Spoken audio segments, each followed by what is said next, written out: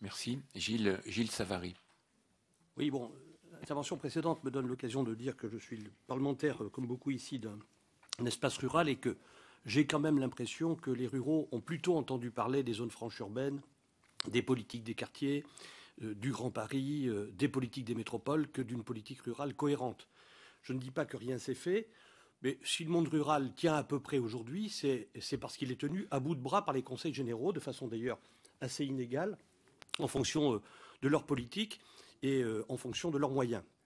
Pour ce qui concerne l'État, je ne voudrais pas faire de peine aux collègues et ouvrir une mauvaise polémique, mais enfin, ces dernières années, quand même, les retraits des hôpitaux publics, le problème de la présence médicale, le problème de la restructuration de la Poste, qui a supprimé un certain nombre de prestations bancaires, c'est un problème de qualité de prestation et pas simplement de présence postale, le problème du réseau ferré local, qui est obsolète et qui aujourd'hui a été largement laissé pour compte au profit des TGV, fait qu'il y a effectivement un sentiment d'abandon. Il s'est d'ailleurs traduit clairement par des votes qui n'ont sans doute échappé à personne en milieu rural.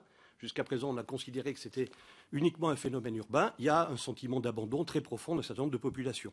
Alors c'est un sentiment peut-être, mais enfin je crois qu'il y a besoin d'une nouvelle politique rurale. Je voudrais revenir pour poser deux questions particulières.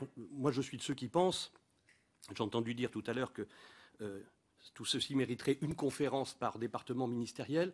Mon sentiment, c'est que ça mériterait plutôt une approche qui démarrait du territoire pour faire en sorte de croiser à la fois les besoins du territoire et non pas que les territoires se voient infliger des rationalisations de services sectoriels indépendants les uns des autres. Je pense que c'est ça qu'il faudrait faire prévaloir, qu'on parte d'un diagnostic des besoins, de l'observation, et que l'on essaie de mettre tout le monde autour de la table pour qu'il y ait un minimum de trames de services qui soient préservées en fonction des nécessités de chaque territoire. Donc ça serait une approche transversale que j'appelle de mes vœux. À cet égard, première question, je crois que monsieur le délégué a parlé de contractualisation.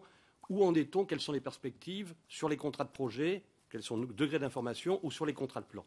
Est-ce que l'on envisage également d'y associer de façon assez fine les territoires élémentaires, si je puis dire, c'est-à-dire les départements ou les institutions de base et les communautés de communes? Deuxième autre question, et j'en termine, ça c'est pour la DGITM, c'est à propos des infrastructures.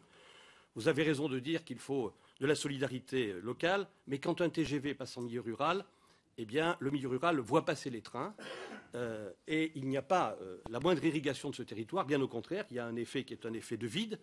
Et il y a ceci de particulier. Je vous pose la question, parce que moi, je n'ai pas la mémoire, je suis nouveau parlementaire. Comment se fait-il que les TGV, qui ont quand même changé considérablement la donne ferroviaire classique, dont certaines lignes aujourd'hui appartiennent à du privé pour des concessions très longues, et qui vont être fréquentées par des privés également, ne paient pas de contribution économique territoriale au territoire qu'ils traversent, à la différence des pylônes ou à la différence des autoroutes?